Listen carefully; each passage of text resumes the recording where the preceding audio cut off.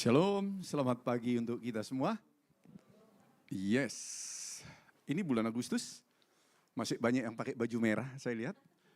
Masih merayakan kemerdekaan Republik Indonesia. Baik Bapak Ibu Saudaraku, sebelum kita mendengarkan khotbah hari ini, kita satukan hati kita berdoa. Bapak yang baik, Tuhan yang kami kenal di dalam nama Yesus Kristus, kami kembali mengucap syukur pada pagi hari ini Tuhan atas segala kebaikan-Mu, kasih karunia-Mu di dalam kehidupan kami. Kami bisa hadir di tempat ini semata-mata Tuhan karena anugerah-Mu, karena penyertaan-Mu yang luar biasa untuk setiap kami Tuhan. Bapa, terima kasih kalau kami telah memuji, menyembah, memuliakan nama-Mu Tuhan. Kami bisa merasakan hadirat-Mu yang luar biasa di tempat ini. Kalau sebentar kami akan mendengarkan firman Tuhan, urapi setiap hati kami Tuhan. Sehingga hati kami bagaikan tanah yang subur, yang siap ditanami benih firman Tuhan. Dan yang akan bertumbuh, bahkan berbuah dengan lebat di dalam kehidupan kami Tuhan. Sehingga kami bisa menjadi saksi-saksi Kristus dimanapun kami berada. Tuhan, urapi hamba yang menyampaikan firman-Mu pada hari ini. Pakai hamba sebagai alat-Mu saja Tuhan. Engkau yang menyertai.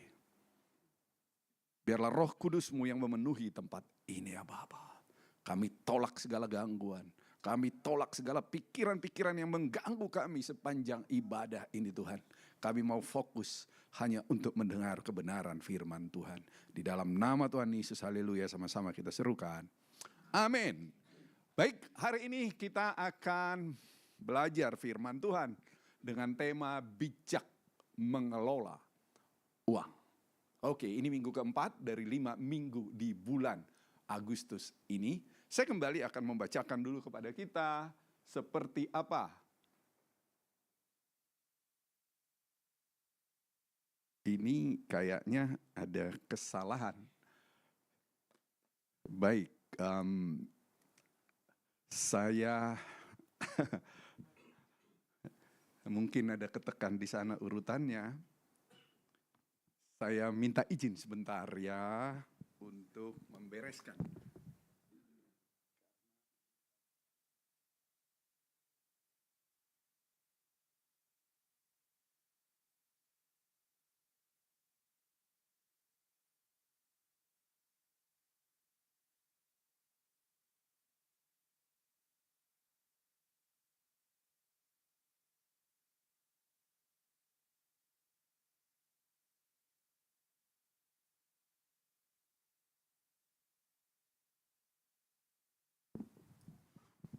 Iya, ini seharusnya slide kedua kita. Jadi tema kita sepanjang bulan Agustus adalah free theme. Artinya temanya bebas campur aduk saja. Di minggu pertama kemarin, tanggal 2 kita belajar tentang upgrading your skills. Ini sebetulnya berbicara tentang lapangan pekerjaan. Bagaimana kita bekerja? Bahwa kita harus selalu meningkatkan keterampilan kita, pengetahuan kita. Sehingga kita menjadi orang bukan yang biasa-biasa saja di tempat kerja kita. Yang kedua, suami istri berpengertian. Ini bicara tentang keluarga. Suami istri ini partner seumur hidup. Harus ada saling pengertian. Yang ketiga, tanggal 16 Agustus, orang tua sebagai role model. Ini pun masih tentang keluarga. Kalau yang pertama tentang hubungan suami istri, yang kedua adalah tentang hubungan orang tua dan anak. Kita sudah sangat-sangat banyak belajar kemarin bahwa sebagai orang tua nggak cukup hanya ngomong-ngomong. Tapi yang dilihat anak-anak kita akhirnya apa? Perbuatan kita. Jangan merokok ya nak. Tapi papanya ngerokok. Apa dia bilang? Enak kok. Menarik ini tentang keluarga. Nah hari ini tanggal 23 bijak mengelola uang. Ini bicara tentang keuangan. Bapak Ibu, jujur saya katakan pada saat saya mempersiapkan khotbah ini. Bagi saya secara pribadi, ada keterkaitan yang minggu pertama, kedua, ketiga dengan minggu keempat. Bahwa untuk bijak mengelola uang, pada akhirnya nanti kita juga perlu menambah income kita. Bagaimana cara menambah income? Upgrading your skills. Sehingga kita dapat promosi di kantor. Kalau kita promosi gajinya pasti naik dong. Lalu Suami istri berpengertian. Saya yakin nggak ada keluarga yang pernah menghadapi masalah keuangan. Kalau suami istri langsung saling menyalahkan, wow, terjadilah kekacauan. Tapi kalau ada pengertian, bisa damai dunia ini. Lalu orang tua sebagai role model, ini pun menarik ternyata dikaitkan dengan bijak mengelola uang. Apakah anak-anak kita melihat kita boros? Atau kita bisa menguasai diri kita dalam membelanjakan uang kita. Menarik. Lalu minggu terakhir nanti sinergi di dalam tubuh Kristus. Ini nanti berbicara tentang talenta, bakat kita, bagaimana kita bersinergi di dalam melayani. Nah, ini rangkaian khotbah yang disampaikan sepanjang bulan Agustus ini. Kita kembali ke tema hari ini adalah bijak mengelola uang. Saudaraku, kita semua butuh uang untuk kehidupan kita sehari-hari. Kayaknya nggak ada hidup tanpa uang di zaman modern ini. Baik itu misalkan di dalam keluarga kita. Kita butuh uang untuk keseharian kita. Biaya keperluan sehari-hari, pendidikan, kesehatan, tempat tinggal, transportasi, pakaian, juga untuk tabungan. Pikirin dong, untuk tabungan juga. Untuk gereja sama, ada biaya operasional, pelayanan, misi, dan lain-lain. Kalau di gereja kita lebih spesifik lagi, ada biaya untuk makan siang bersama. Karena setiap habis ibadah kita makan siang bersama. Bahkan sekarang ditambah lagi ada kopi lagi ya. Ada biaya untuk itu semua. Itu realita yang ada. Namun mari kita sadari bahwa walaupun dalam keseharian kita butuh uang. Bukan berarti bahwa segala sesuatu akhirnya terpicu, berfokus kepada uang. Ingat bahwa uang tidak bisa membeli keselamatan. Uang tidak bisa membeli kebahagiaan yang sejati.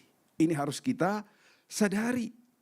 Karena itu kita harus bijak mengelola uang kita. Kita harus bijak mengelola harta yang dititipkan Tuhan kepada kita. Jangan sampai uang itu membuat kekacauan, menjadi akar kejahatan di dalam kehidupan kita. Tanpa pengelolaan yang benar, kebutuhan hidup itu bisa menjadi beban yang amat sangat melelahkan. Kita bisa terlilit utang-utang konsumtif. Karena lebih besar pasak daripada tiang. Dan kalau ini sering terjadi, hubungan keluarga juga bisa jadi berantakan. Pertengkaran, KDRT, dan lain sebagainya. Karena itulah kita pilih topik hari ini, bijak mengelola uang. Nah kalau gitu apa sih yang disebut dengan bijak itu sebetulnya?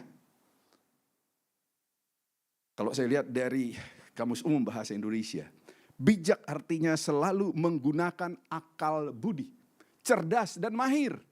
Orang yang bijak mampu berpikir tajam, cermat dan teliti dalam memahami situasi serta mengambil keputusan yang tepat. Itu yang disebut dengan bijak. Enggak asal-asalan, bukan faktor emosi, tetapi berdasarkan pertimbangan yang matang.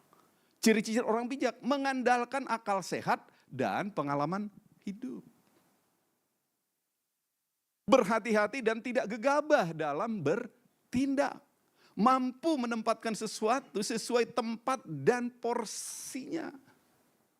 Tahu skala prioritas, adil serta objektif dalam menilai masalah. Ini secara umum. Tetapi sebagai orang Kristen, arti kata bijak ini harus selalu kita kaitkan dengan kebenaran firman Tuhan. Bukan bijak atau kebijaksanaan duniawi, tapi kebijakan berdasarkan firman Tuhan. Dan Tuhan sudah tahu ini, bahwa dalam kehidupan kita sehari-hari, kita selalu ada kaitan dengan uang. Makanya saya mau tampilkan satu penelitian terhadap ayat-ayat Alkitab. Howard Dayton, pendiri pelayanan keuangan Kristen, melakukan penelitian tahun 70-an. Pada seluruh Alkitab, yang berbicara tentang uang dan harta, dia menemukan bahwa 2350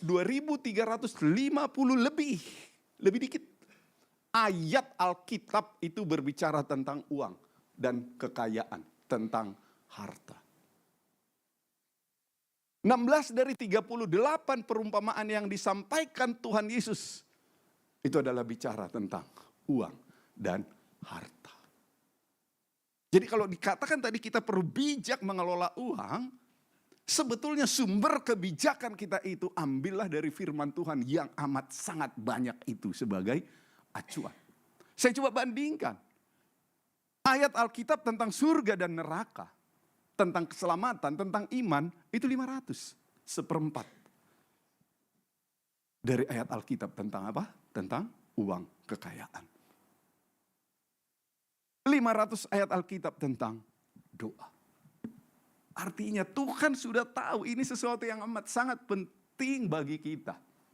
Karena itu sudah dipersiapkan modal bagi kita, firman Tuhan. Untuk menjadi acuan kehidupan kita sehari-hari. Nah, ini yang kita pelajari. Tentu hari ini saya tidak akan membacakan 2350 ayat Alkitab tersebut. Karena kalau itu saya bacakan kayaknya sampai jam 10 malam gak selesai-selesai kita. Saya akan pilih beberapa ayat inti. Sebagai contoh bahwa memang ayat-ayat Alkitab yang berbicara tentang uang, harta, kekayaan itu amat sangat luar biasa bagi kita. Saya ambil contoh yang pertama. Jangan cinta uang. 1 Timotius 6 ayat 10. Ada Pak Timo di sana. Kayaknya Pak Timo hafal ayat ini. Di sana dituliskan, karena akar segala kejahatan ialah cinta uang. Sebab oleh memburu uanglah beberapa orang telah menyimpang dari iman dan menyiksa dirinya dengan berbagai-bagai duka. Bapak Ibu, sengaja saya kuningkan itu karena akar segala kejahatan ialah cinta uang. Ada kata cinta di sana. Alkitab tidak pernah mengatakan bahwa uang atau harta itu jahat. Tidak. Karena uang, harta, kekayaan itu sebetulnya oleh Alkitab dipandang sebagai sesuatu yang netral. Namun sikap hati manusialah yang akhirnya menentukan apakah dia menjadikan uang, harta, kekayaan itu sebagai tuan atau sebagai hamba. Itu yang menjadi perenungan bagi kita. Jadi di ayat ini jelas dikatakan, karena akar segala kejahatan ialah cinta uang. Dia jatuh cinta kepada uang, sementara uang tidak mungkin mencintai dia balik. Maka cintanya akan bertepuk sebelah tangan. Ya, bagi kita yang mulai tergoda untuk cinta uang, jangan pernah berpikir uang akan balik mencintaimu. Cintamu akan satu arah. Dan itu akan merusak masa depanmu. Sebab oleh memburu uanglah beberapa orang telah menyimpang dari iman. Ini amat sangat menarik. Dampak dari cinta uang, dampak dari memburu uang itu bukan hanya sekedar kita bisa emosi, bisa capek, bisa kelelahan. Di sini amat sangat tajam. Sebab oleh memburu uanglah beberapa orang telah menyimpang dari iman. Orang menyimpang dari iman, tidak lagi berjalan sesuai dengan imannya kepada Tuhan. Menyimpang. Dan penyimpangan ini makin lama bisa makin jauh, makin jauh, makin jauh. Akhirnya murtad. Jujur, saya ada beberapa teman yang udah murtad. Saya ingat waktu saya kuliah dulu di ITB. Setiap hari Jumat ada persekutuan mahasiswa. Dulu ada salah satu yang suka memimpin worship pakai gitar. Wah, luar biasa. Tapi saat ini dia tidak lagi menjadi seorang Kristen.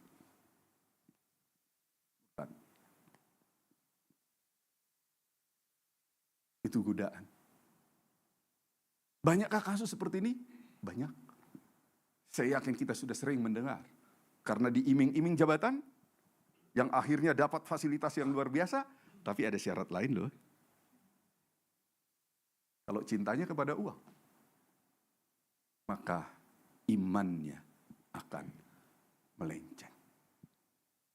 Dan di Matius 6 ayat 24, tak seorang pun dapat mengabdi kepada dua tuan, karena jika demikian ia akan membenci yang seorang dan mengasihi yang lain. Atau ia akan setia kepada yang seorang dan tidak mengindahkan yang lain. Kamu tidak dapat mengabdi kepada Allah dan kepada Mammon. Mammon ini bicara tentang uang, kekayaan, harta. Kalau kita lihat ayat ini, salah satu pesaing dalam hidup kita ini tentang iman kita kepada Tuhan adalah Mammon, uang, kekayaan. Jadi tema kita hari ini sebetulnya adalah tema yang amat sangat penting. Jangan sampai hati kita tergoda jatuh cinta kepada uang. Lagu kita terakhir tadi apa katanya Tiur? Bahwa kita harus memilih Yesus. Jangan goyah. Jangan goyah. Dan yang jadi pertanyaan biasanya, masalahnya itu bukan pada jumlah hartanya, tetapi pada keterikatan hati manusia terhadap harta tersebut. Karena ada orang yang hartanya kecil pun bisa melenceng, yang hartanya besar pun bisa melenceng imannya.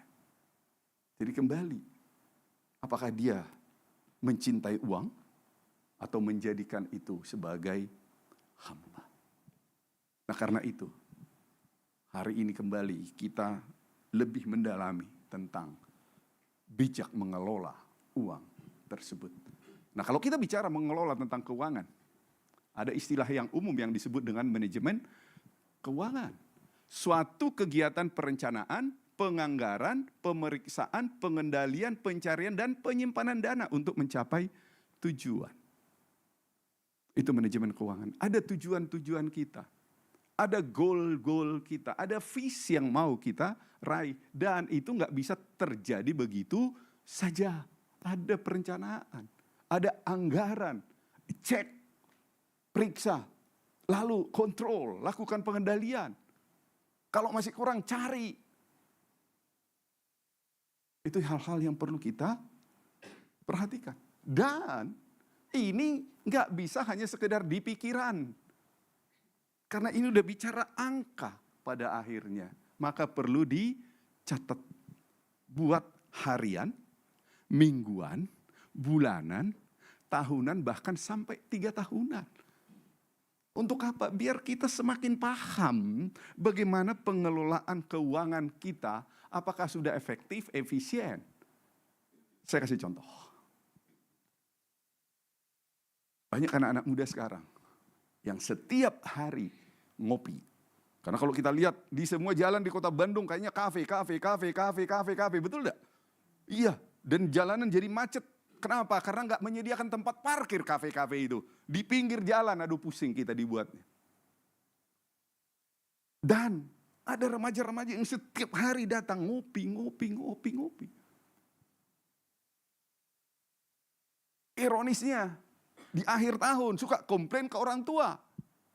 Papa, mama kok nggak bisa kasih aku laptop untuk kuliah. Oh, saya baru ketemu seorang anak yang komplain seperti itu.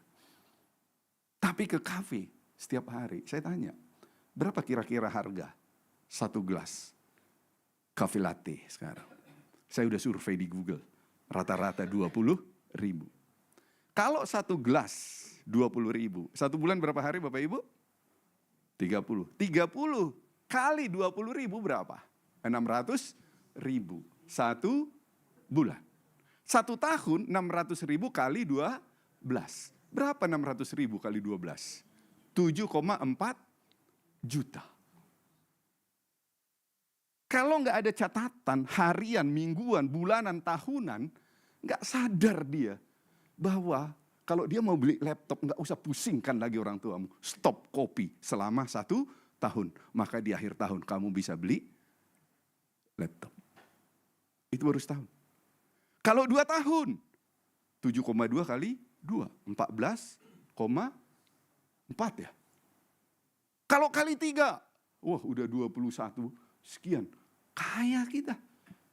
Kalau kita ubah itu. Saya kasih contoh yang lebih ekstrim. Mudah-mudahan nggak ada yang langsung cemberut lihat saya. Berapa harga rokok satu bungkus sekarang?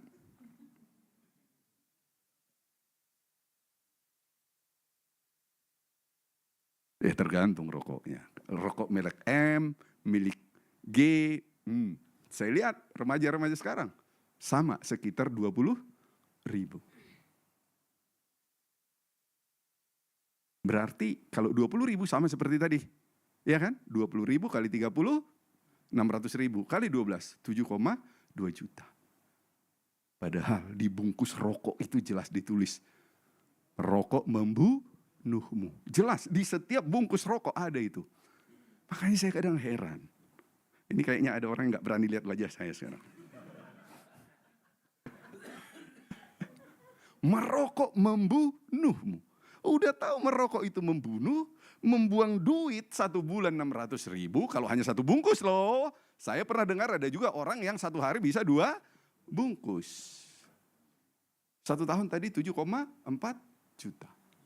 Kalau dia pergi ke Lapo Tuak, selain rokok ada lagi tuak. Kalau tuaknya pun 20.000, berarti 7,2 per tahun, 7,4 tadi ya, 7,4 tambah 7,4, udah 14.800.000 hanya untuk tuak dan rokok. Rokok membunuhmu, tuak membikin kau pusing. Tapi buang waktu seperti itu. Di akhir tahun pada saat anaknya lulus SD mau masuk SMP, pusing, gak ada uangku. Ini pentingnya kita membuat pengelolaan keuangan secara tertulis. Kalau gak tertulis gak sadar kita bahwa sebetulnya kita bisa atasi itu semua dengan mengubah pola hidup kita sehari-hari. Jemaat Tuhan mau bertobat mulai besok buat catatan? Insya Allah. Semoga. Yes. Bapak Ibu saya katakan ini, saya nggak omong-omong, saya udah lalui. Karena di kampung saya dulu ketika saya SD, tidak ada SMP negeri di kampung saya, karena amat sangat terpencil. Saya harus dikirim ke kota kabupaten, namanya Pematang Siantar. Kampung saya Simantin 3, kotanya Pematang Siantar. Saya harus kos di situ. Dan kos zaman saya bukan kayak sekarang, wah ada ruangan khusus, enggak. Di dalam rumah itu adalah kamar-kamar kecil yang ya ngertilah. Dan kita dibekali bawa priuk, bawa kuali, bawa kompor yang pakai minyak tanah itu, ikan asin, minyak goreng, nasi. Masak setiap hari, nggak kayak zaman sekarang makan di mana-mana. Jadi saya harus mengelola keuangan saya, harus saya catat. Biar di akhir bulan saya nggak tekor. Saya udah jalani itu. Ayo, bisakah kita latih anak-anak muda sekarang juga untuk melakukan itu? Jadi perlu melakukan itu. Nah, kalau kita bicara tentang mengelola keuangan, maka poin pertama yang mau kita pelajari sekarang adalah membuat perencanaan. Itu yang dituliskan di Lukas 14 ayat 28 sampai 30. Sebab siapakah di antara kamu yang kalau mau mendirikan sebuah menara tidak duduk dahulu membuat anggaran biayanya? Kalau cukup uangnya untuk menyelesaikan pekerjaan itu. Duduk di sana bukan hanya merenung Bapak Ibu Saudaraku. Duduk di sana adalah menghitung, membuat catatan. Gimana kondisi keuangan saya sekarang? Bagaimana penghasilan saya? Bagaimana pengeluaran saya? Berapa biaya yang dibutuhkan kalau saya mendirikan bangunan ini? Berapa biaya yang dibutuhkan kalau saya membuka usaha? Berapa biaya yang dibutuhkan kalau anak saya nanti pengen kuliah? Tidak asal-asalan. Harus ada perencanaan untuk itu. Dan seringkali orang langsung mengatakan nggak sanggup. Padahal saya kasih contoh sederhana tadi. Hanya dengan mengurangi rokok atau menyetop rokok. Menyetop tuak, mengurangi kafe latte, mengurangi mixue, apalagi itu, donat. Wah pokoknya tantangan sekarang, kita keluar dari sini jalan di ruko-ruko itu, banyak makanan. Nggak gampang. Supaya jikalau ia sudah meletakkan dasarnya dan tidak dapat menyelesaikannya, jangan-jangan semua orang akan melihatnya mengejek dia. Sambil berkata, orang ini mulai mendirikan tetapi ia tidak sanggup menyelesaikannya. Ini bagian dari 2350 ayat Alkitab yang berbicara tentang keuangan harta.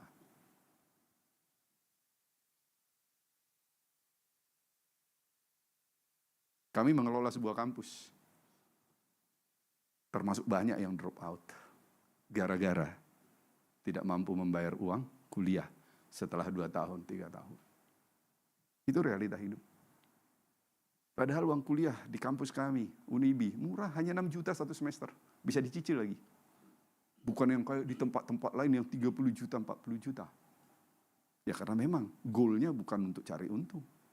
Menjadi berkat. Khususnya bagi, terus terang aja, golongan ekonomi bawah. Sedih kita dengarnya. Maka sering kita kasih kemudahan untuk oke lah, tahun ini kamu nggak usah cicil, nanti aja. Tahun depan. Tapi kalau saya kembali ke yang tadi, dengan stop rokok tiap hari, 1 tahun bisa dapat berapa tadi? 7,2 juta. Stop juga tuaknya, 7,2 juta. Impas tuh uang sekolah, uang kuliah anak. Harus sedalam itu kita berpikir. Jadi jangan sampai dimulai tapi tidak bisa diselesaikan karena tidak ada perencanaan. Nah kalau gitu apa saja sih yang perlu kita catat kalau saya bicara perencanaan keuangan? Sesuai dengan ayat ini. Siapakah di antara kamu yang kalau mau mendirikan sebuah menara, ya menara ini bisa apa aja, menara kuliah lah, menara sekolah lah, menara bikin usaha lah dan lain-lain. Tidak duduk dahulu membuat anggaran biayanya. Ayo hitung dulu anggaran biayanya. Cukupkah uangnya? Biar kita bisa sesuaikan kemana akhirnya kita pergi. Sesuai dengan anggaran biaya yang bisa kita miliki. Nah, ini ada saya kasih contoh-contoh teknis. Membuat perencanaan ini.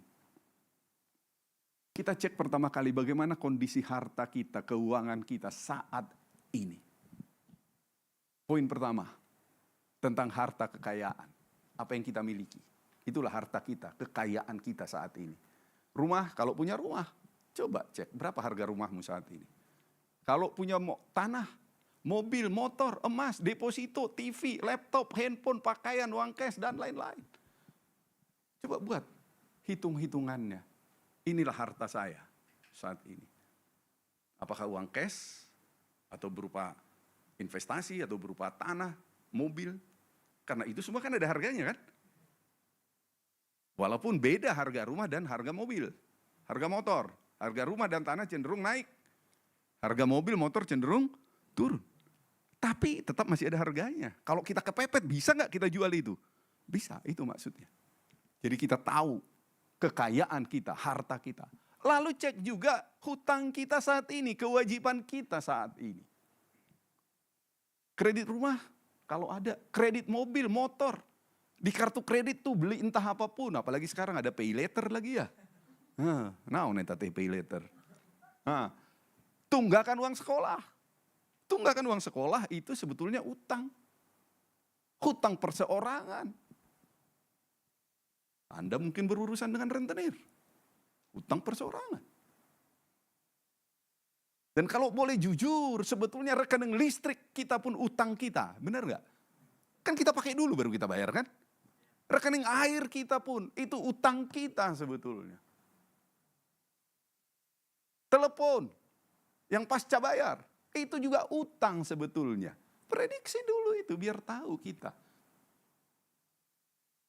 Setiap hari kah? Setiap minggu? Setiap bulan?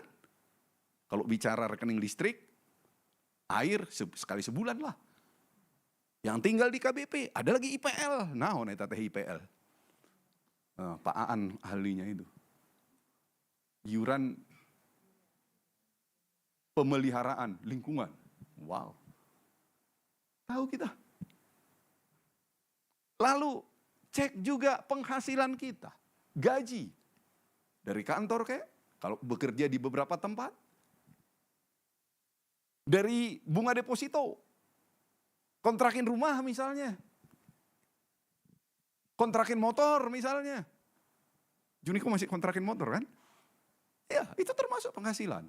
Jadi motornya dikontrakin ke orang lain jadi Grab, apa? Gitu ya. Itu juga bisa. Itu income keseluruhan. Jadi kita bisa hitung, inilah pemasukan saya setiap bulan. Dan pengeluaran. Jangan lupa pengeluaran pertama kali adalah perpuluhan. Persembahan. Kalau ada utang, bayar utang itu harus menjadi prioritas.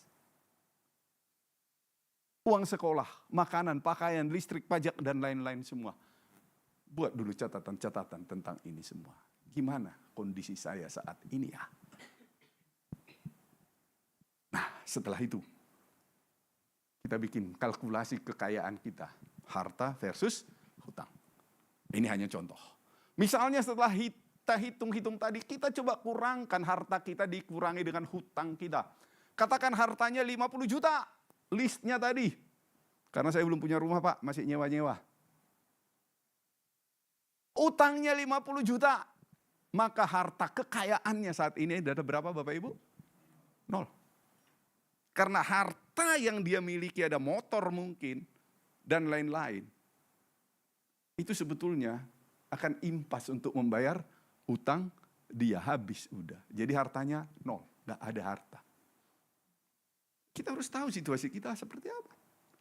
Yang kedua, harta kurang hutang. Hartanya 50 juta, ternyata utangnya saat ini 60 juta. Oh, ini ada warna merah di sini saya bikin untuk warning tapi nggak kelihatan ya. Berarti 50 kurang 60 berapa? Minus 10 juta defisit. Berapa hartamu saat ini? Biar kita sadar, oh defisit saya ternyata udah. Dan kalau ini dibiarkan makin lama makin gede nggak? Makin gede. Kalau makin lama makin gede defisitnya. Nah, ini yang bahaya. Disinilah yang banyak orang pergi ke judol. Judi online. Iya kan? Ternyata enggak mengatasi masalah. Akhirnya pinjol. Pinjam online. Bunganya selangit. Jebol deh dia. Iya kan? Habis jebol, datanglah debt collector yang kasar-kasar. Benjol lah dia. Urutannya tadi apa?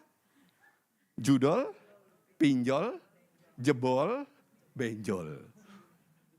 Ini sengaja saya sampaikan mengingatkan kita untuk hati-hati mengelola uang. Hati-hati mengelola uang. Nah sekarang misalnya hartanya 50 juta, hutangnya 20 juta. Berarti kekayaan dia itu positif. Ada 30 juta. Ada 30 juta. Kalau misalnya dia suatu saat ada kebutuhan khusus, maka aset tadi itu bisa dia manfaatkan untuk kebutuhan-kebutuhan khusus tanpa harus meminjam. Saya lanjut yang kedua. Kalkulasi penghasilan dan pengeluaran. Berapa penghasilan kita per bulan? Berapa pengeluaran kita per bulan? Kita hitung. Penghasilan kurang pengeluaran, 0, impas. Pemasukan saya 1 bulan 4 juta, pengeluaran saya 1 bulan 4 juta, habis berarti nggak akan bisa nabung. Dan ini bahaya begitu ada keadaan darurat. Nah, ini yang bikin geleng-geleng kepala. Tapi ada juga justru saat ini pun sudah minus utang. Penghasilan 4 juta, pengeluaran rutinnya 5 juta. Jadi setiap bulan sebetulnya udah tekor 1 juta. Itu perlunya kita catat, tertulis. Penghasilan kurang pengeluaran plus penghasilan yang 4 juta, pengeluarannya hanya 2 juta. Maka dia punya 2 juta lebih. Bisa menabung. Tapi ini pun harus kita ubah pola pikir kita untuk menabung itu. Jangan penghasilan kurang pengeluaran, kita lihat nanti deh ada sisa atau tidak. Justru dari awal sudah didesain. Penghasilan saya 4 juta, saya putuskan saya harus nabung 1 juta. Maka pengeluaran saya bulan depan hanya 3 juta. Nah, rencanakanlah 3 juta itu untuk apa saja. Di sanalah stop rokokmu, di sanalah stop tuakmu, di sanalah stop kafe latemu. Itu jauh lebih sehat bagi kita. Jadi kita bisa mengendalikan diri kita secara keuangan. Biar kita punya tabungan untuk bisa kita gunakan keadaan darurat atau untuk naik level dalam berbagai hal. Nah, itu yang pertama, membuat perencanaan. Setelah itu yang kedua, bagaimana strategi mengurangi pengeluaran? Ini amat sangat penting. Strategi mengurangi pengeluaran. Yang pertama, bedakan kebutuhan dengan keinginan. Bisa nggak bedakan Bapak Ibu, kebutuhan dan keinginan? Saat ini ada handphone baru. Iklannya breng. Samsung lah, apalah. Betul ya? Begitu lihat iklannya ada di mana-mana. Kira-kira ingin nggak langsung? Wow, kalau bisa aku dapat handphone baru itu. Tapi pertanyaannya, butuhkah itu? Memang butuhkah itu? Kalau uangnya berlebih mungkin oke lah. Tapi uangnya pun pas-pasan. Hanya karena keinginan, bukan kebutuhan yang harus sekelas itu. Nah, itulah yang bisa bikin jebol juga. Buat skala prioritas untuk mengurangi pengeluaran kita. Ada skala prioritas. Mana yang lebih saya prioritaskan dalam hidup saya? Bandingkan yang primer, yang sekunder. Katakan, udah tahu nanti misalnya akan bayar kredit rumah bulan depan. Tapi ada orang ngajak piknik. Pak, kita perlu healing nih. Ayo. Dia udah tahu, waduh agak repot ini. Tapi temannya ngajak healing juga perlu Pak, mental health. Ya udah, dana yang saya rencanakan untuk dipakai bulan depan ini, bayar kredit, saya pakai aja dulu. Berdoa, semoga nanti ada rezeki khusus. Ternyata bulan depan gak ada rezeki khusus. Ah, itulah yang membuat pusing pada akhirnya. Ini harus menjadi perhatian. Beli berdasarkan fungsi utama. Saya kembali ke handphone. Apa sih fungsi utama handphone? Alat komunikasi. Itu fungsi utamanya. Bahwa dia untuk ngambil foto dan lain-lain itu udah fungsi sekunder. Tapi banyak orang pengen segera ganti handphone begitu datang handphone baru. Karena pikselnya lebih gede, fotonya lebih gede. Dia kerjanya bukan konten kreator, ngapain sih handphone harus pikselnya gede dan lain-lain. Harus bisa menahan diri untuk itu. Itu namanya kita bisa mengurangi pengeluaran. Berhemat, hemat energi, kuantitas. Kalau toh harus makan keluar, apakah perlu pesan ayam gorengnya harus 3 ekor? Saya suka ngeri, dan ini selalu saya ingatkan anak saya, kalau kami lagi makan di restoran, setelah makan ada orang pergi meninggalkan meja, sisa ada ayam, sisa ada makanan, aduh saya selalu panggil anak saya, apa komentarmu untuk ini? Dan langsung saya kata, dosa enggak ini? Dosa. Jangan pesan berlebihan dong. Tahu dulu kemampuanmu, kapasitasmu.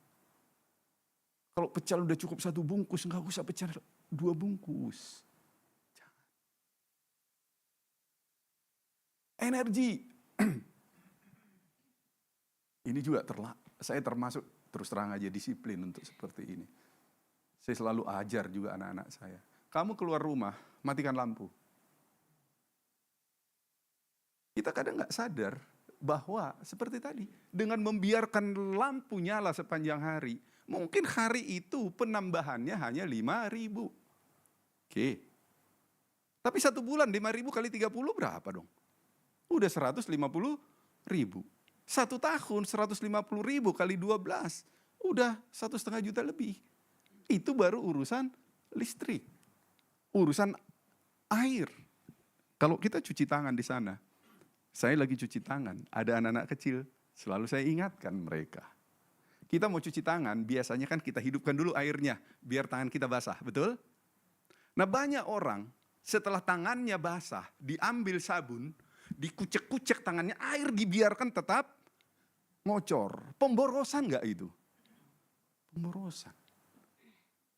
Berapa biaya untuk itu? Sadarkah kita? Nah kalau kita mau sampai sedalam ini, menganalisa, saya yakin bulan depan kita semua bisa langsung plus neraca kita. Lalu, ini ada godaan nih, big sale, midnight sale, buy one get one free, open pre-order. Banyak orang sebetulnya duit cashnya nggak ada, tapi karena tergoda dengan ini, pakailah kartu kredit. Gesek aja dulu. Apalagi kalau udah muncul gambar ini nih, godaan keinginan mata, wih, banyak wih-wihnya.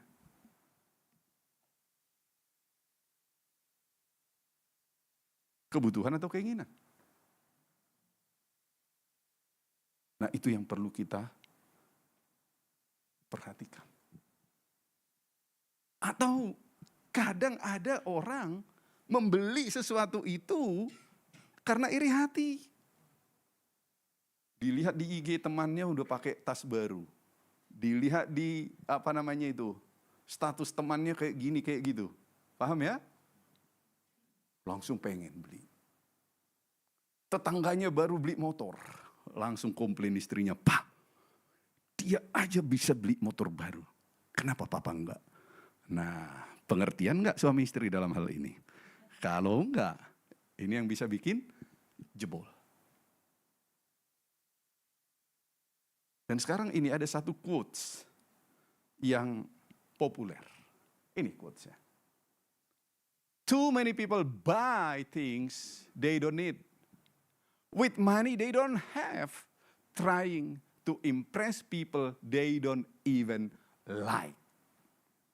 Terjemahan bahasa Indonesia ya. Terlalu banyak orang membeli barang yang tidak mereka butuhkan dengan uang yang tidak mereka miliki demi mencoba mengesankan orang yang bahkan tidak mereka sukai.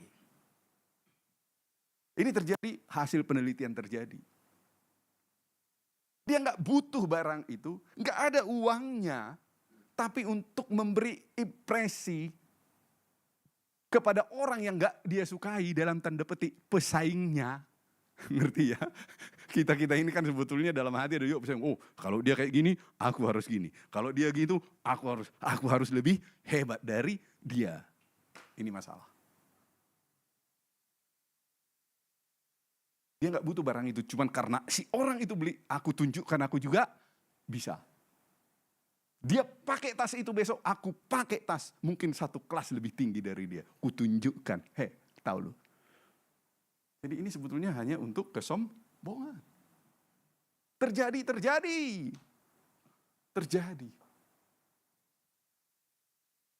Banyak orang membeli barang yang tidak mereka butuhkan dengan uang yang tidak mereka miliki.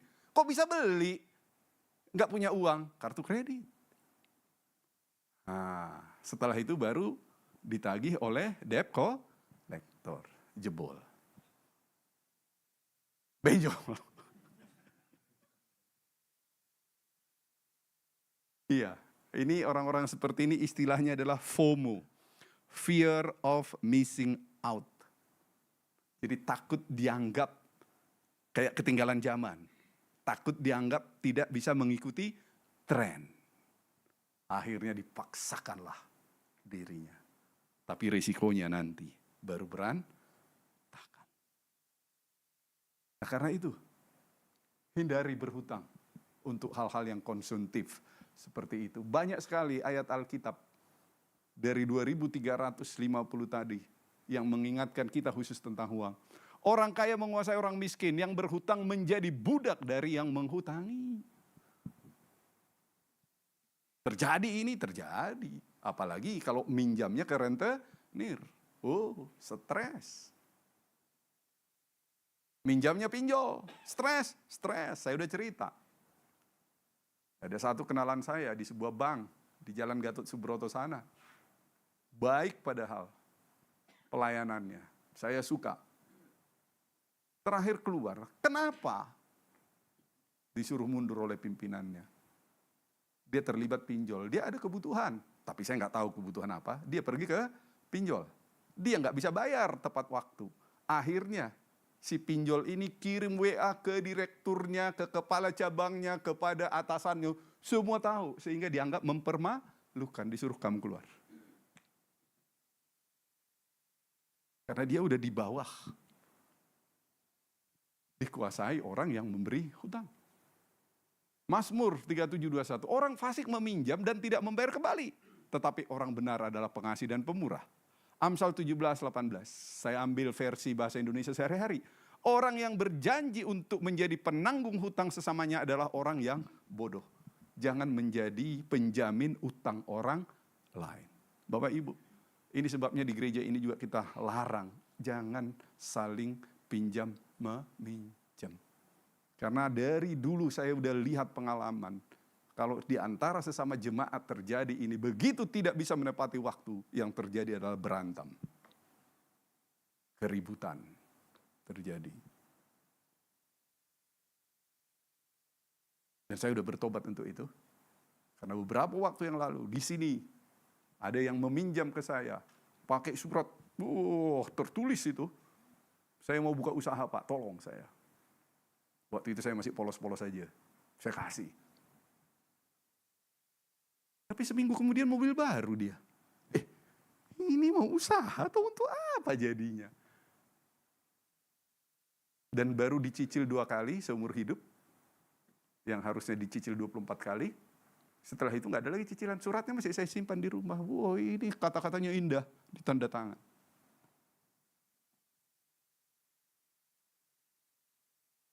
Itu dia. Kami kembali ingatkan untuk jemaat kita. Udah deh, nggak usah pinjam-meminjam lah. Kuasai diri lah. Tetapi pertanyaan selanjutnya, betulkah kita sama sekali tidak bisa meminjam termasuk ke wadah yang resmi? Nah, ini perlu kita kaji. Bedakan hutang konsumtif dan hutang produktif. Apa itu hutang konsumtif? Ini jebakan keinginan dan gengsi. Hutang untuk membeli barang-barang yang nilainya terus turun dan tidak menghasilkan apa-apa. Contoh menggunakan kartu kredit, membeli gadget terbaru, baju bermerek, untuk liburan mewah, agar terlihat kaya di mata orang lain. Ini harus dihindari karena bersumber dari ketamakan gaya hidup. Besar pasak daripada tiang. Ini kesombongan. Bukan kebutuhan.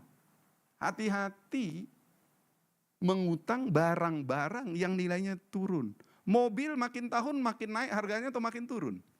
Turun. Motor, yes. Tapi banyak orang mobilnya masih bagus, ditukar kredit mobil baru hanya untuk gaya. Hati-hati. Memang cukup uangnya atau tidak? Tetapi ada juga hutang produktif. Ini alat investasi masa depan. Ini adalah keputusan finansial strategis untuk hal-hal produktif atau kebutuhan primer. Misalnya untuk memiliki tempat tinggal. Banyak orang tidak bisa membeli rumah secara tunai karena harga tanah yang terus melonjak tinggi. Kalau beli sekarang tunai saya enggak sanggup. Tapi kalau saya pakai KPR, uang mukanya hanya 20% untuk beli rumah, Sisanya tinggal saya hitung. Sanggupnya berapa untuk membayar cicilan bulanan. Ini menarik, daripada terus mengontrak dan uang sewa itu hangus setiap tahun, lebih baik mengalihkan uang sewa menjadi cicilan kredit rumah KPR. Tapi kembali jangan ke rentenir, karena tidak ada acuan. Kalau kita meminjam kredit ke KPR itu udah ada aturannya, ada analisisnya. Nggak sembarangan bank memberikan KPR. Karena mereka udah hitung berapa penghasilanmu, sekian. Maka kredit maksimum yang saya berikan untuk kamu adalah 30% dari penghasilanmu. Dan dicek, ada nggak kreditmu yang lain? Karena jangan-jangan udah ada kredit motor dan lain-lain. Tetap totalnya 30%. Begitu lewat 30%, bank tidak akan mau memberi. Kami udah mengalami ini. Berdasarkan pengalaman saya, boleh nggak kredit yang produktif? Boleh. Saya ingat lokasi pertama kami yang kami miliki, Jalan Sumatera nomor 35 untuk GU. Pada saat itu mau dijual, kami nggak sanggup beli dengan cash, gede, pojok. Tapi di sisi lain, kami juga udah berasa rugi nyewa di dekat-dekat situ sebelumnya. Karena kalau kita nyewa 1 tahun 300 juta, setelah 1 tahun itu hangus kan? 1 tahun hangus kan? Nah kami coba berhitung, 300 juta 1 tahun. Kalau kita KPR, yang kita bayar kan per bulan. 300 bagi 12, mungkin sekitar 25 juta, betul. Bisa nggak saya beli tanah itu dengan KPR, dengan tabungan yang sudah ada uang muka, tapi cicilannya kami bayar 25 juta per bulan. Bisa. Setelah 5 tahun menjadi milik kami. Sebelumnya kita nyewa, hangus nggak uang sewa kita? Hangus, nggak dapat apa-apa kita. Nah ini yang disebut dengan hutang produktif.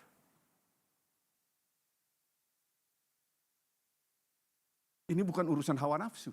Justru kita udah berpikir. Ini sesuatu yang sangat positif.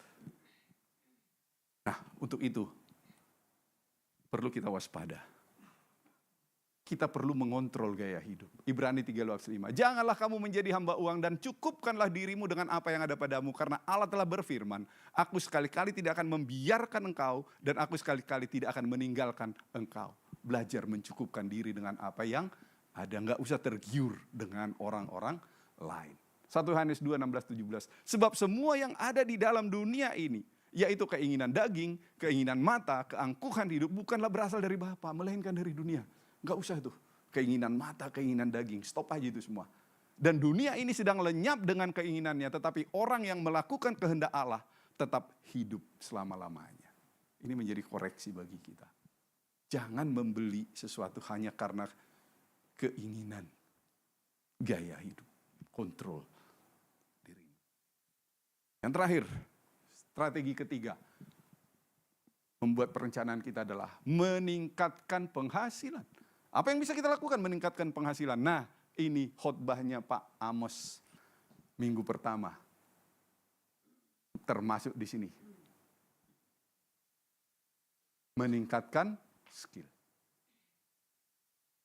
Itu yang saya katakan tadi bahwa ini nyambung. Tapi selain itu, bisa juga lembur. Bisa mencari kerja sampingan. Di luar negeri, udah biasa orang kerja di beberapa tempat. Di sini pagi, di sana malam. Untuk menambah penghasilan. Memberdayakan aset. Sama seperti Juniko. Ada motornya yang nggak dipakai. Berdayakan itu. Suruh orang yang menggrabkan motor itu. Dapat nggak? Dapat. Punya rumah nggak? Kosong. Punya. Berdayakan. Ya rumah saya sekarang 1 di sini saya Airbnb kan. Ya. Dan yang mengelola bukan saya. Orang lain yang mengelola, memberkati dia juga ternyata.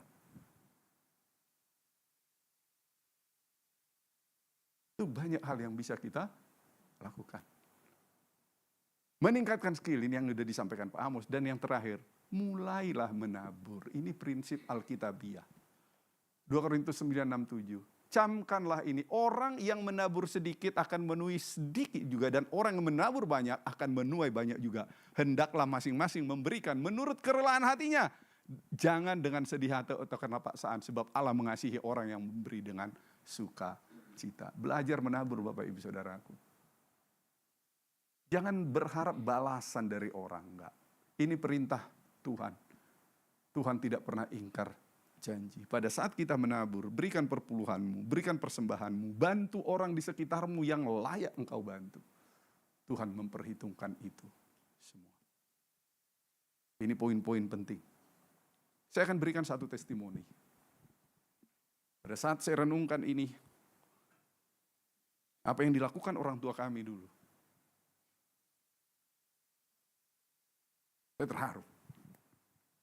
Pada saat saya mempersiapkan khotbah ini, saya ingat, ternyata orang tua saya dulu udah memberikan contoh yang baik, role model yang baik kepada kami. Yang kami lakukan sekarang ini, walaupun nggak disuruh-suruh oleh orang tua, ternyata kami banyak mengikuti jejaknya. Ini saya angkat kembali biar kita orang-orang tua juga, ayo sadar kita untuk menjadi role model. Ini testimoni saya. Ini gambar saya ketika saya kelas 1 SMP. Umur 12 tahun. Sekarang umur saya 62 tahun. Berarti gambar ini diambil 50 tahun yang lalu. Nggak tahu kenapa kemarin tiba-tiba terselip gambar ini mengingatkan saya. Sehingga ini bisa menjadi testimoni. Ini gambar saya. Ini papa saya. Ini mama saya. Ini tetangga saya. Ini saudara saya, ini Bang Darwin. Cuman sayang Bang Darwin gak hadir ya, ini yang gondrong ini. Nah. Ini nenek saya, mamanya mama saya. Inilah rumah saya. Saya gak tahu apakah kalian mau mengatakan rumah saya ini bagus. Disinilah saya lahir. Disinilah saya tinggal. Sampai kapan? Sampai papa saya pensiun. Karena papa mama saya dulu bekerja di perkebunan teh, namanya Sidamanik.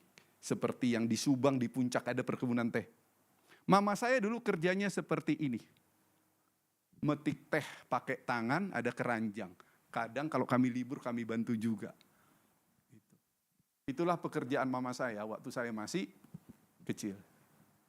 Papa saya tidak memetik teh, tetapi tukang cangkol. Mencangkul rumput-rumput yang ada di bawah teh ini. Saya bukan dari keluarga kaya raya Bapak Ibu Saudaraku. Itulah kondisinya. Disinilah kami tinggal. Ini warung. Ini pintu masuk utama. Di ruang depan ini, tengah, ada ruang kosong. Kalau malam kami tidur di situ pakai tikar rame-rame. Kami 9 bersaudara. Disitulah pakai tikar. Orang tua kami ada kamar tidur 1. Mereka di situ. Itu di ruang utama. Dapurnya, ruang makannya, lantainya belum semen. Masih tanah liat. Itu situasi kami.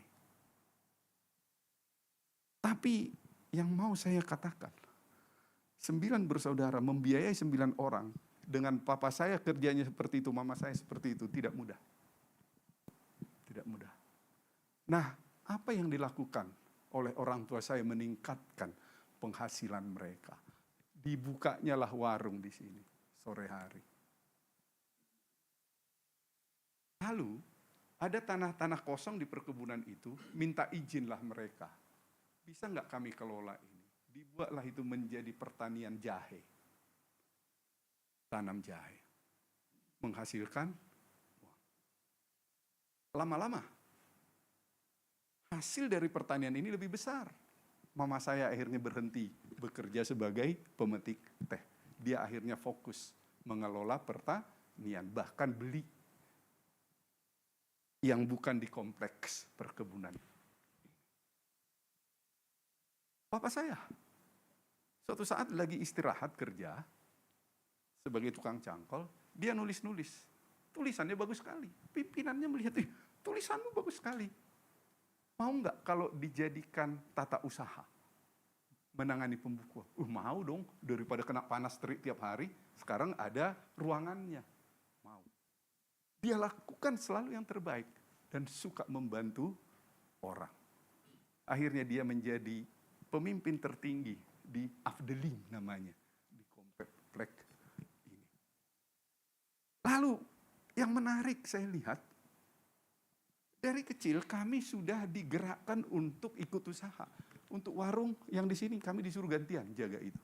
Selain itu kami disuruh bikin peternakan. Kami punya peternakan babi. Ada sekitar 20. Kamilah anak-anak yang disuruh itu. Punya peternakan kambing. Punya peternakan ayam. Khusus saya dulu. Saya mengelola sebuah cas baterai. Cas aki. Karena dulu belum ada listrik di kampung kami. Jadi kalau kita nonton TV, tape, radio, pakai aki. Aki itu kan seminggu habis. Nah, papa saya akhirnya dengan mengumpulkan dana yang ada bisa membeli genset. Saya yang mengelola itu. Contoh yang lain lagi, papa saya aktif di gereja. HKBP saya nggak punya fotonya, gerejanya memang berantakan lah ya.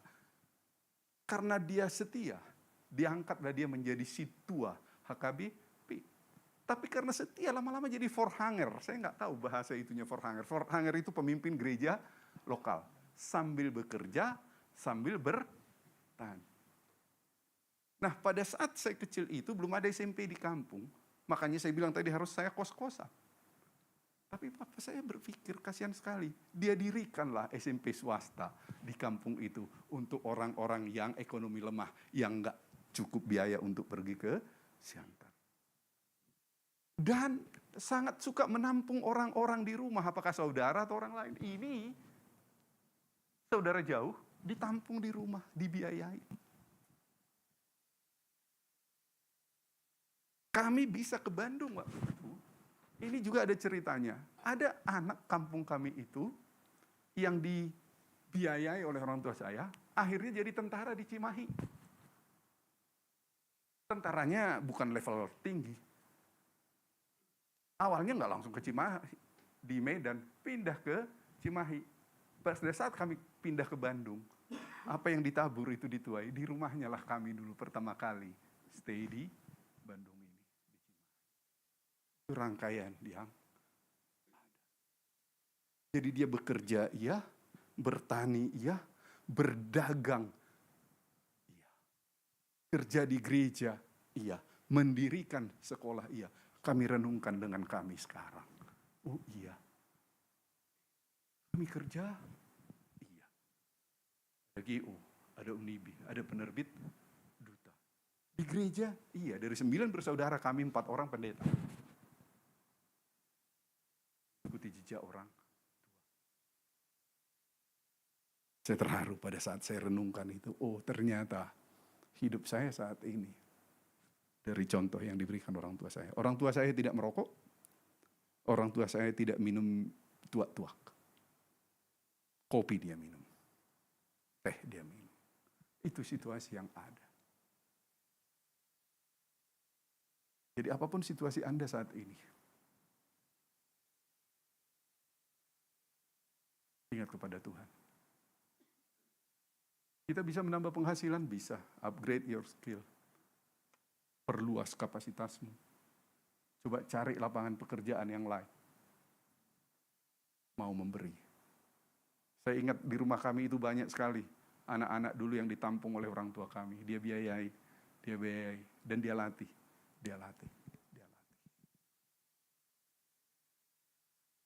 Nah, kembali Bapak Ibu, agar kita tahu apa yang harus kita lakukan. Perlu membuat perencanaan. Bisa tolong diklik aja di situ, nggak jalan ini. Slide selanjutnya. Oke. Saya nanti akan kirim ini di grup, biar Bapak Ibu coba membuat rancangan seperti apa. Saya kasih contoh di sini. Kalau seseorang punya penghasilan 4 juta per bulan, berarti 1 tahun dia akan mendapat 48 juta. Kira-kira coba desain yang 4 juta itu akan dipakai untuk apa saja. Ini hanya contoh ringkas Persepuluhan 10% dong. Berarti 400.000 per bulan. Persembahan 2% lah. 400.000. Persembahan 2%, 80.000. Bagi 4. Secara umum kan 1 bulan 4 ya. Berarti 20.000 satu keluarga bisa memberi persembahan. Kalau gajinya 4 juta.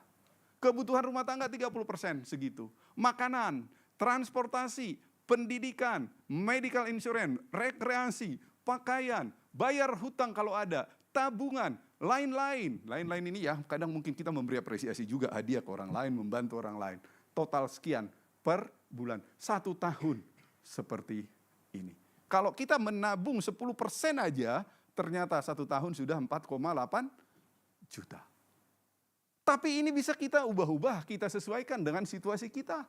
Jangan-jangan transportasi bisa saya kurangi, saya tambah ke tabungan. Itu enaknya ini, bisa kita ubah. Tapi tanpa perencanaan, tanpa pendataan, gelap hidup kita. Kita tidak punya acuan apa yang harus kita lakukan. Kami sudah melakukan itu dari mulai menikah. Apalagi istri saya dulu kerjanya di konsultan Accenture. Dia ahli juga yang gini-ginian. Kami bisa kerja sama. Setelah kami hitung, kami harus bijak menempatkan. Kami bukan dari keluarga kaya raya, saya udah tunjukkan foto masa kecil saya tadi. Itu situasi saya. Makanya anak-anak pertama kami, si Deo dan si Ode, TK-nya, jangan kalian pikir udah di Cahaya Bangsa, di Bais, no. Mereka pertama kali dulu TK di Happy Holy Kids. Ada yang pernah dengar Happy Holy Kids? Tahu itu? Tahu kenapa di situ? Karena disitulah keuangan kami sanggup pada saat itu. Kami berhitung. Tapi seturut perkembangan zaman, income bertambah. Pindah dari Happy Holy Kids ke BPK. Yang di Jalan Bahu Reksa. Dari situ pindah ke Cahaya Bangsa. Pada saat Cahaya Bangsa masih di Ciliwung, kah itu? Citarum. Bertahap. Setelah itu ekonomi semakin membaik. Visi mau keluar negeri baru pindah ke Bais. Saya harap ini bisa menjadi pembelajaran bagi kita semua juga. Ini saya ambil contoh pendidikan anak. Di mana kemampuan kita saat ini? Jangan paksakan dirimu sehingga defisit. Bijaklah mengelola uang. Khususnya untuk orang-orang Batak nih ya. Karena orang Batak ada satu pepatah anak okidu hamuraun dia. Tahu artinya? Anakku adalah harta paling mahal di aku. Karena itu sekolahnya harus langsung di Bais. Padahal penghasilannya nggak sanggup. No, itu bunuh diri. Sesuaikan aja dulu. Tuhan yang merancang masa depan. Tuhan yang merancang masa depan. Penutup. Ulangan 8:17-18. Maka janganlah kau katakan dalam hatimu, kekuasaanku dan kekuatan tanganku lah yang membuat aku memperoleh kekayaan ini. Tetapi haruslah engkau ingat kepada Tuhan Allahmu, sebab dialah yang memberikan kepadamu kekuatan untuk memperoleh kekayaan dengan maksud meneguhkan perjanjian yang diikrarkannya dengan sumpah kepada nenek moyangmu seperti sekarang ini. Perhatikan ini. Sebab dialah Tuhanlah yang memberikan kepadamu kekuatan untuk memperoleh kekayaan. Tuhan tidak pernah katakan aku yang memberikan kekayaan. Tapi memberikan apa? Kekuatan. Artinya apa? Berdayakan potensi, berdayakan bakat yang telah diberikan Tuhan kepadamu. Ini menarik. Saya ambil bahasa Inggris NIV. But remember the Lord your God, for it is He who gives you the ability to produce wealth. Dia yang memberikan ke kamu ability, kemampuan, kekuatan, kebijaksanaan. Pertanyaannya, sudahkah kita gunakan itu untuk mendapatkan kekayaan? Renungkan. Renungkan.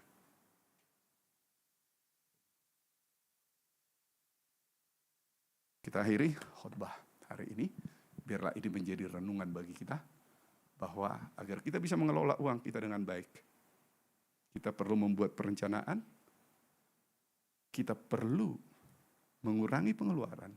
Kita perlu meningkatkan penghasilan kita. Sehingga kita bisa menabung untuk persiapan masa depan. Amin Bapak Ibu Saudaraku. Oke, kita akhiri dengan doa. Tuhan, terima kasih. Kami bersyukur kalau pada hari ini kami bisa mendengarkan kebenaran firman-Mu. Bahwa kami harus bijak mengelola keuangan kami. Bijak bukan karena apa yang kami dapatkan pelajaran di dunia ini. Tapi kami bijak berdasarkan firman Tuhan yang telah Engkau sediakan bagi kami. 2350 ayat Engkau berikan kepada kami sebagai acuan kami Tuhan. Bagaimana kami mengelola keuangan kami. Meteraikan setiap firman yang kami dengarkan Tuhan. Beri kami kekuatan untuk menjadi pelaku-pelaku firman-Mu. Hidup kami diubahkan. Bahkan kami bisa menjadi berkat dimanapun kami berada. Di dalam nama Tuhan Yesus, haleluya. Amin.